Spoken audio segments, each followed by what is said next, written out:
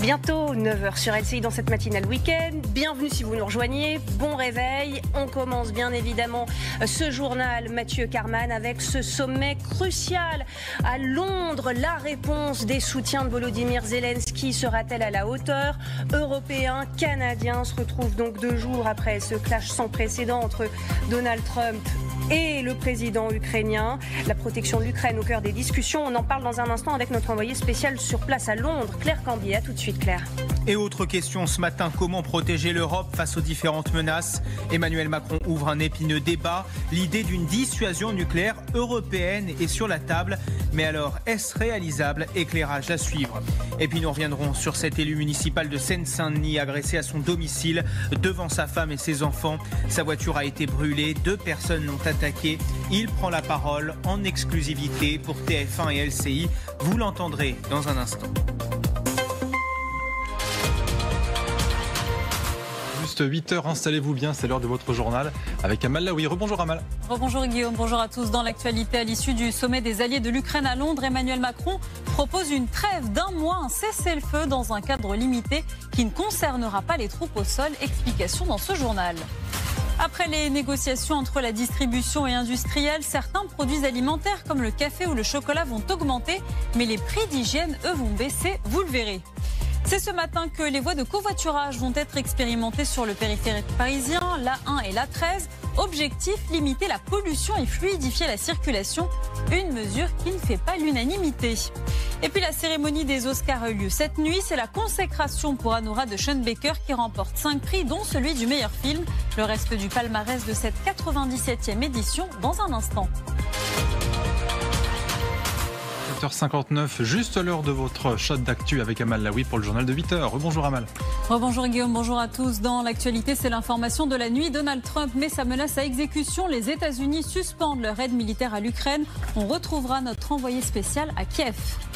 Une première victoire pour les victimes de Beth Haram. La congrégation religieuse reconnaît sa responsabilité dans les violences physiques et sexuelles au sein de l'établissement catholique et annonce qu'elle va indemniser les victimes. Les précisions avec Marie Belot du service police-justice.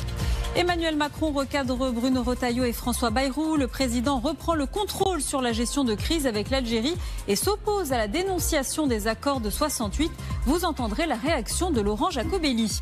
Et puis les nouvelles sur l'état de santé du pape ne sont pas très rassurantes. Le souverain pontife a été touché par 2 épisodes d'insuffisance respiratoire. Son pronostic vital reste toujours réservé.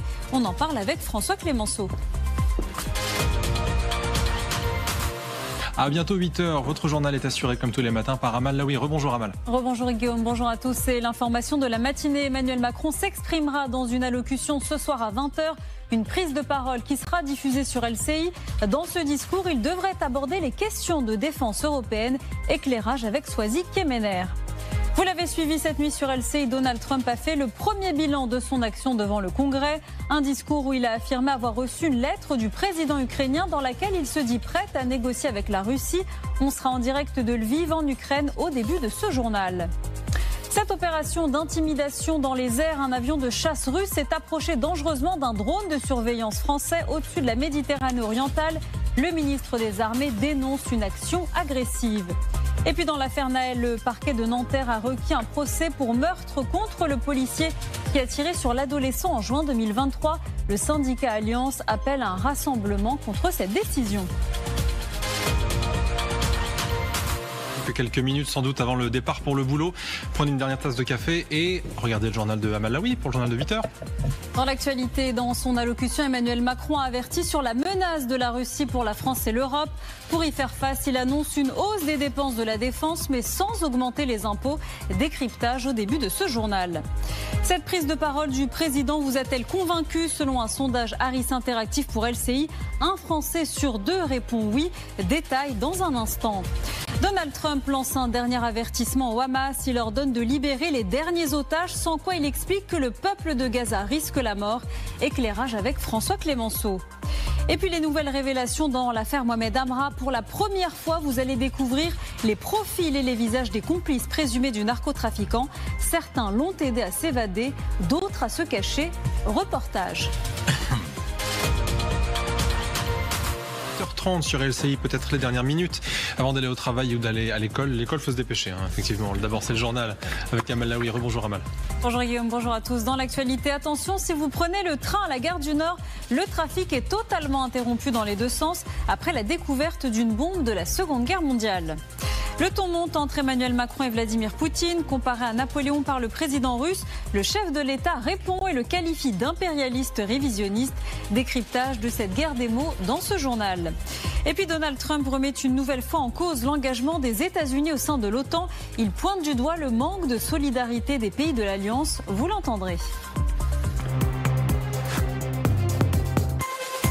Bientôt 8h, bienvenue si vous nous rejoignez en ce samedi matin. C'est l'heure du journal avec Mathieu Carman. Et à la une ce samedi, Donald Trump qui vante la générosité de Vladimir Poutine. Le président américain fait un pas de plus vers la Russie. Mais jusqu'où ira l'entente américano-russe? On en parle dans un instant. La piste de l'emprunt national est sur la table pour financer les dépenses militaires. L'objectif est de ne pas augmenter les impôts. Plusieurs pistes sont sur la table, notamment la création d'un livret d'épargne consacré à la défense. Et puis l'enquête avance après l'arrestation de Mohamed Amra. Plus de 27 personnes ont été interpellées, certaines mises en examen. Les coulisses de la cavale du narcotrafiquant commencent à être connues. On vous les dévoile dans un instant. Merci d'avoir regardé cette vidéo ou d'avoir écouté ce podcast. Abonne-toi pour plus de contenu.